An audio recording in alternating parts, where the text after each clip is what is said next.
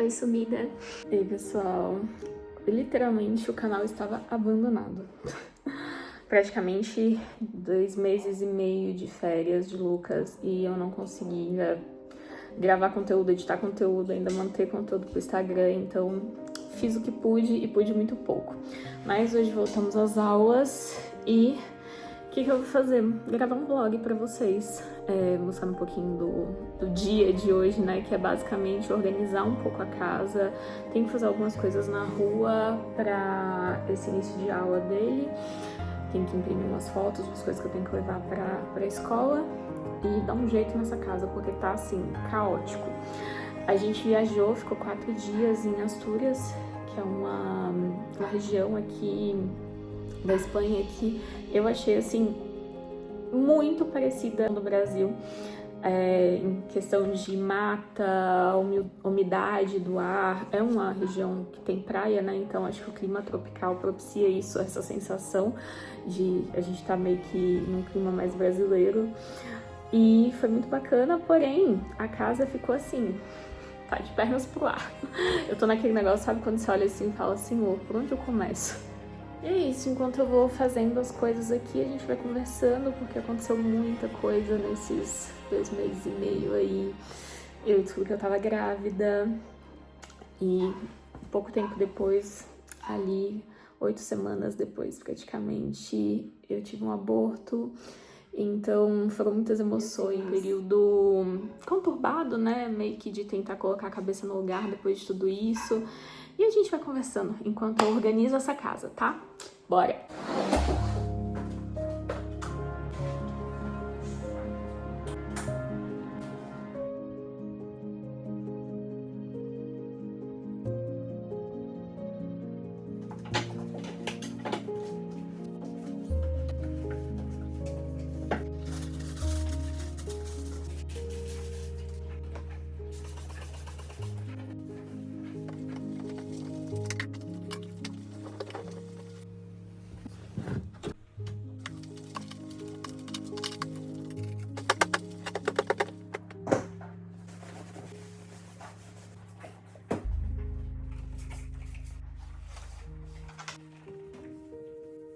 Bora pro quarto da criança. Mostrei em um vídeo lá no Instagram que eu tava fazendo um cronograma de férias pra ele. E eu colei na parede pra todo dia de manhã a gente olhar o que tinha pra fazer no dia e ele ter um pouco de previsibilidade, vamos dizer assim, do que ia rolar no dia dele. O Lucas ficou aí 2 meses, quase 3 meses, né, gente, sem aula. E a criança, ela perde um pouco disso, sabe? Desse... eu tenho rotina, porque eu tenho hora pra acordar, porque eu tenho hora pra sair, sabe? E isso me ajudou a manter um pouco de organização na cabeça dele, pra manter ele obediente quanto às coisas que são padrão que tinham que fazer. Aí eu fiz o calendário em espanhol e em inglês, pra que ele também não perdesse a familiaridade, né, com a língua, porque aqui em casa eu só falo com ele em português. Apesar de hoje, praticamente 90% do que ele me responde em espanhol. Mas isso é até uma questão que a professora tinha pedido, pra gente não perder principalmente o inglês. Colocar filmes pra ele ver, essas coisas tudo no inglês, pra que ele também mantivesse um pouco dessa memória aí na cabeça. Porque é muitos dias longe da escola, longe desse contato com as demais informações que ele tinha diariamente. O personagem favorito de todos. E nem por isso ele assiste desenhos que tem tubarão, gente. Eu não sei qual que é o encantamento dele com isso. Mas me disse que quer o aniversário dele no tema de tubarão. Eu que lute pra descobrir como eu vou fazer esse tema funcionar.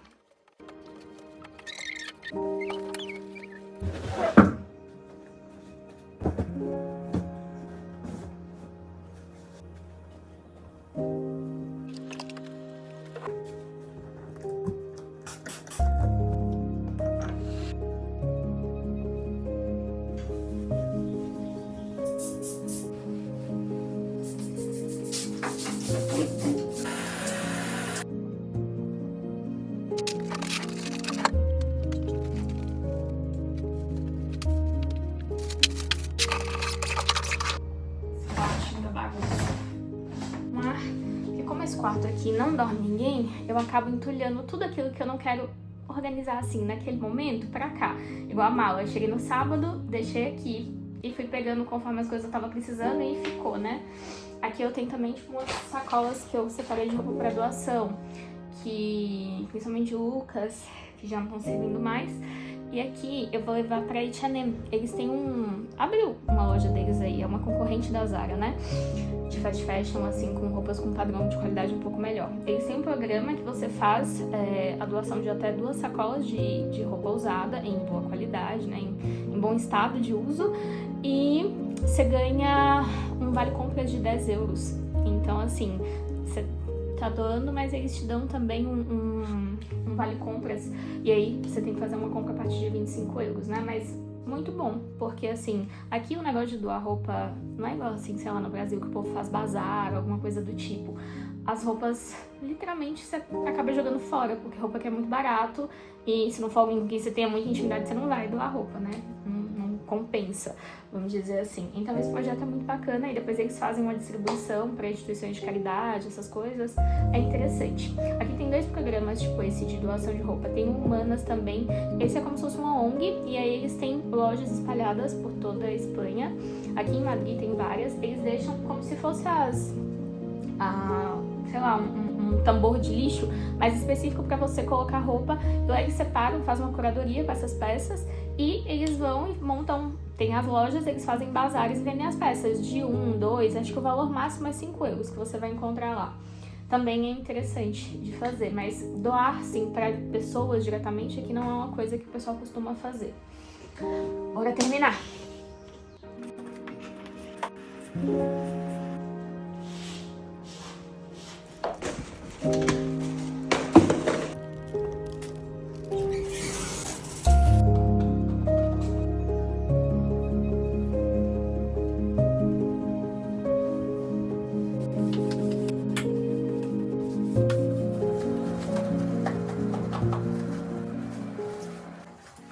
O espanhol me vendo lavar a cozinha a essa hora já tava em choque.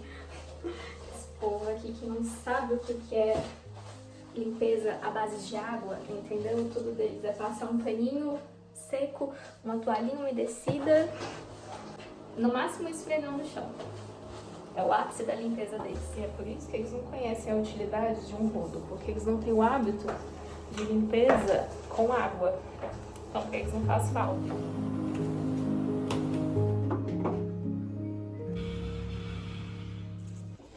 Agora, como que é aquela música? Sente a paz desse lugar. Isso, casa organizada. Agora eu vou correr ali no centro, porque eu preciso revelar umas fotos 3x4 de Lucas para levar para a escola.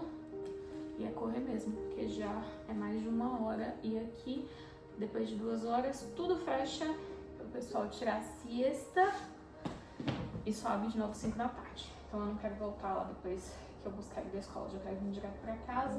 Vou adiantar isso e bora lá.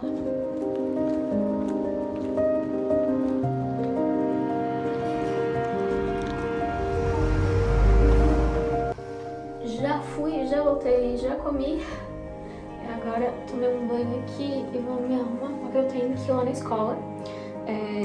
Resolver as burocracias, né? Tipo, voltamos, tem que pegar os livros de Lucas, que os livros são comprados, né? Então a gente tem que ir lá ver como que vai ser. E já vou ficar já pra buscar ele também, já não vou voltar em casa também, mas não, porque acaba sendo perna à toa. E aí, ontem, eu mostrei no Instagram que eu tô finalizando o cabelo cacheado com esse mousse. Lavei, passei um acidificante e tô usando o mousse para fazer a finalização. E tem durado bem, sabe? Tipo assim, o cabelo ontem mesmo secou bonitinho. Eu sei que também não é uma coisa... Isso também não é uma coisa que eu vou, sei lá, manter ficando com o cabelo sem escovar nem nada, tá, gente? Mas pra dar um descanso primeiro de fontes térmicas, né? Porque agora tá chegando o inverno. O inverno não, né? O outono, mas já vai esfriar. mais um mês aqui, impossível sair sem blusa de frio na rua. E eu sei que eu vou voltar a secar cabelo todo dia e isso não faz bem, né? Então, basicamente, faço uma fitagem assim, bem sem vergonha e amasso. Isso aqui deixa um efeito quase de quando eu faço trionda, sabe? O cabelo soltinho e secou organizado, vamos dizer assim, sabe? Eu não tenho uma definição muito boa. Meu fio é um 3A, 3B e ele não define tão fácil. O que acontece? Se eu não trabalhar aqui para amassar, separar um pouquinho as fitas, o cacho não fica, como eu posso dizer, harmonioso. Eu sinto que se eu passar muito produto, se eu usar um creme às vezes muito denso, o cabelo fica assim, aplastado, sabe? E isso aqui deixou ele levinho do jeito que eu gosto. No verão, aqui eu fiquei mais dias assim, tipo, usando só sem secar, sabe? Deixando secar naturalmente. E eu tenho gostado de como o cabelo tá, tipo, no nível de saudável, sabe? Isso aqui, pra mim, o cabelo escovado, o meu cabelo escovado tem seu valor, sabe? Tipo, não pretendo deixar de escovar. Eu acho que o cabelo fica mais arrumado. Não sei, minha autoestima fica melhor com o cabelo escovado.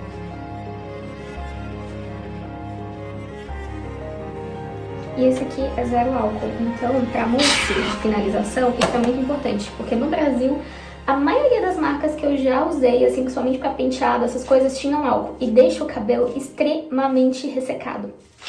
E esse aqui não tem. Ele ainda tem vitamina B3 e vitamina B5. Então, assim, dá uma hidratadinha no cabelo.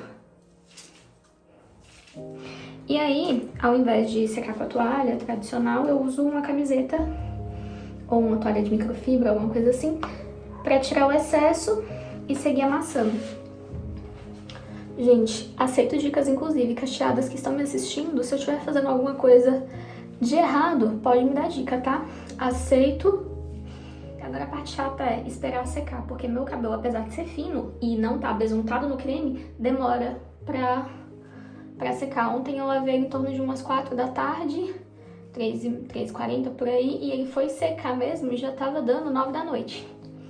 Então, temos essa parte chatinha aí com o cacheado. E tem o fator encolhimento também, né? Porque o cabelo tá passando pra baixo do seio, mas como tem que estimular a onda, acaba que encolhe. E é isso, gente. A definição de intimidade entre nós outras, como dizem aqui. Cabelo molhado e cara lavada sem maquiagem. Mas eu queria aproveitar e, enquanto eu tomo meu chazinho aqui, comentar pra vocês como foi, né, esse processo aí dos dias de férias e ter passado por essa questão de descobrir a gravidez e em pouco tempo ter que me adaptar com a ideia de que eu não ia ter mais o bebê. E basicamente é isso. A gente, enquanto casal, né, eu e meu marido, a gente já tava na expectativa, né, de começar, né, a tentar um segundo filho. Já tinha uns 7 meses, mais ou menos. E eu acho que eu já tava vindo com um pouco de carga emocional, no sentido de expectativa e ansiedade, sabe? Porque com o Lucas, quando a gente bateu o martelo que a gente ia tentar, foi muito rápido, sabe? A gente decidiu em janeiro de 2021, dia 20, fomos fazer o plano de saúde e batemos o martelo lá. A partir de agora a gente para de evitar, né? E vamos ver quanto tempo demora. E tava naquela coisa, todo mundo ao meu redor falava, é porque fica tranquilo, porque vai demorar. Com a gente demorou muito, quase um ano. Então, assim, eu tava bem tranquila. E corta para dia 4 de fevereiro do mês seguinte, eu já tava grávida. Então, foi muito tranquilo, muito sem esse momento, assim, de espera. Muito pelo contrário, eu fui pega até de surpresa, sabe? Mas o que tava me pegando dessa vez? A gente tava já tentando já há alguns meses e nada, né? Cada vez que a menstruação vinha, uma frustração. E até que dessa vez né? Eu nem tinha chegado a fazer teste das outras, mas dessa vez minha menstruação atrasou, assim, 6 dias. Eu falei, não, acho que agora é, sabe? Como diz Deus, assopra ali no seu ouvido que é dessa vez. E foi meio que isso, sabe? Descobrimos, fiquei muito feliz. E naquele negócio, né? Lucas já tava, assim, numa expectativa mor. Porque ele já pedia, ele já falava, mamãe, eu quero ter um bebê. Mamãe, eu quero um irmãozinho. Já tinha muitos amiguinhos dele da escola que tem irmãos, né, mais novos. Então ele já tava nisso. E aí, a gente tava, tipo, mega super feliz. Fui correr atrás aqui pra ver como funcionava, né, o processo do acompanhamento da gestação. Fui pro sistema público de saúde daqui, que particularmente eu não tenho nada a reclamar, gente. Qualidade, serviço de qualidade, assim, de verdade.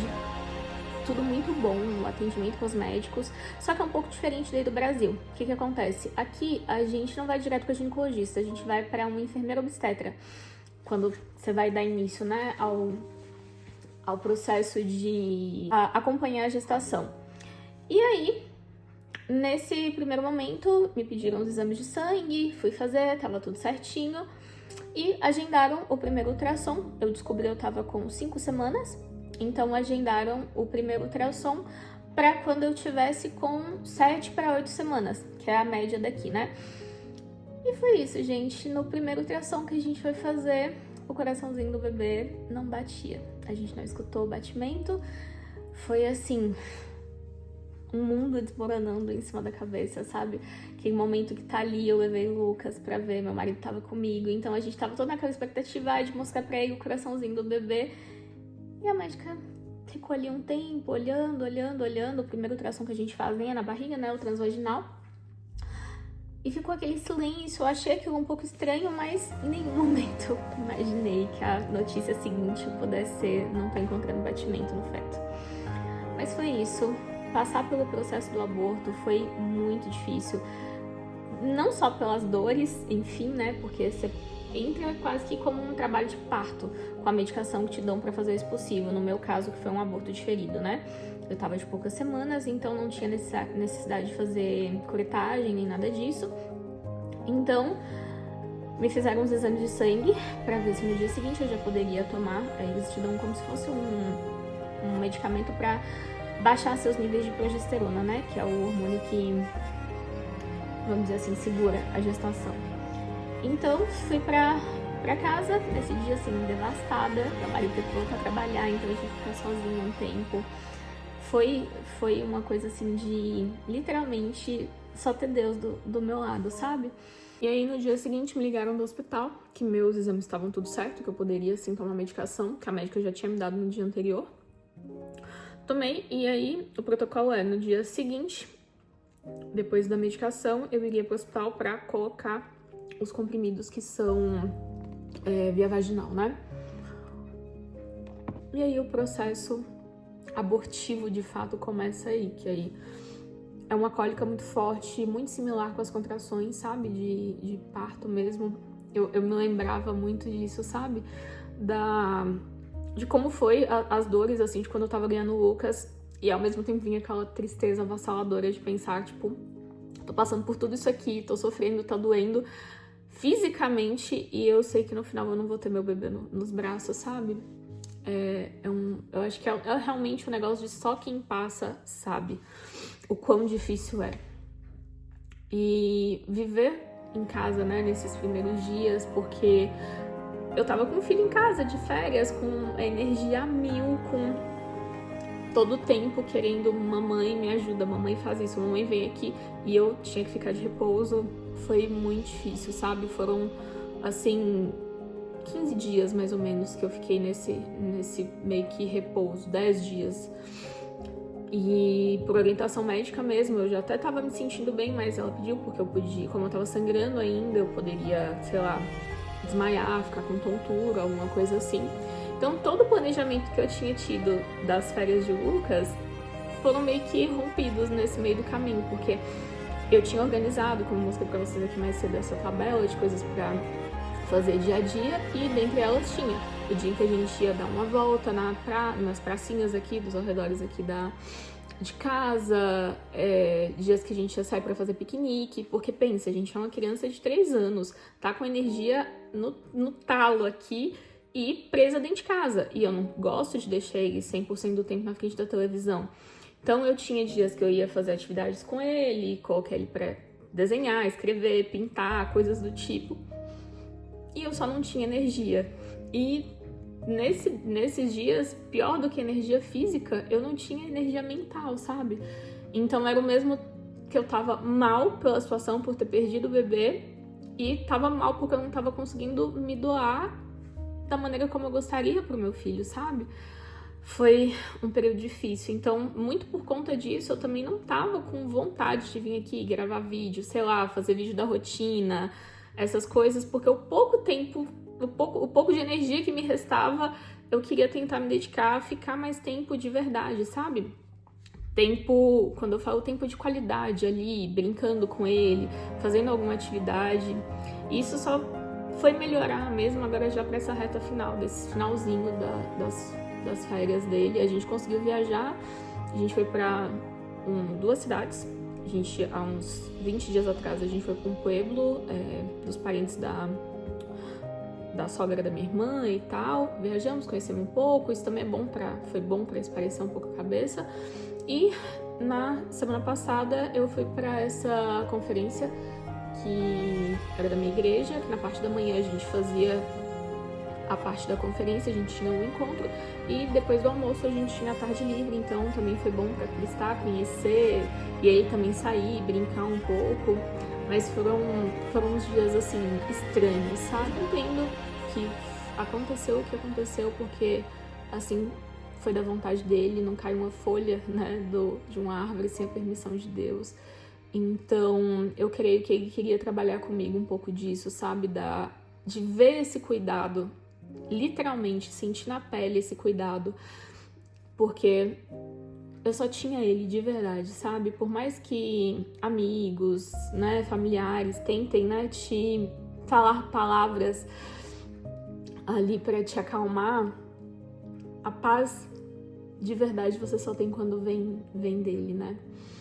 E foi isso. Eu quis, na verdade, vir aqui e falar disso mais abertamente, porque eu não tinha muita referência de pessoas próximas de mim, por exemplo, que já tivessem passado por essa situação de aborto em uma segunda gestação. A gente sempre ouve muito falar da primeira gestação, dos riscos, até de o porquê não falar dentro dali dos primeiros 3 meses, né? As 12 semanas que são mais delicadas.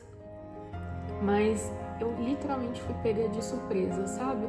E eu acho que quando a gente compartilha isso, você também leva informação para outras mulheres que possam vir a passar por isso, se sentir acolhidas e entender que de fato realmente é comum. A explicação que a médica me deu em primeiro momento, ela sempre falou assim: não se sinta culpada, não foi nada do que você fez, bebeu, comeu, simplesmente uma incompatibilidade genética, seu organismo viu que o feto não tinha a possibilidade de se desenvolver saudável, e isso acontece. Mas, por mais comum que possa ser, né, eu acho que é sempre difícil receber uma notícia como essa. Mas sinta-se acolhida aqui, nesse sentido, porque apesar de toda a dor, quando o processo acontece, existe paz depois, sabe? Existe um depois. Eu tenho plena convicção de que eu vou voltar a engravidar e que vai ser uma gestação super tranquila, assim como foi a de Lucas. Mas eu entendo que muitas vezes a gente precisa passar por certos processos na vida da gente pra compreender que o controle não tá nas nossas mãos, sabe? Essa mania, principalmente de nós como mulheres, de controlar a situação, de ter esse domínio das coisas. Quando as coisas saem do nosso controle, a gente meio que perde a direção. A gente muitas vezes precisa ser tratada nessas áreas, né? E é isso. Agora eu vou ali na escola, resolver as burocracias da vida e já buscar a criança e voltar, porque a vida, como diz do CNPJ, da dona de casa, tá ativo, né? Agora, mais tranquilo, porque eu consigo, nesse momento em que ele tá na escola, me dedicar às coisas aqui, de voltar a criar conteúdo. E é isso. Agora a gente vai se ver mais por aqui. Ah, e eu esqueci de mostrar pra vocês o efeito da finalização, né? Depois que seca, é assim. Eu solto a raiz, dou uma soltada também, tipo aqui nos cachos, e fica assim. Beijo!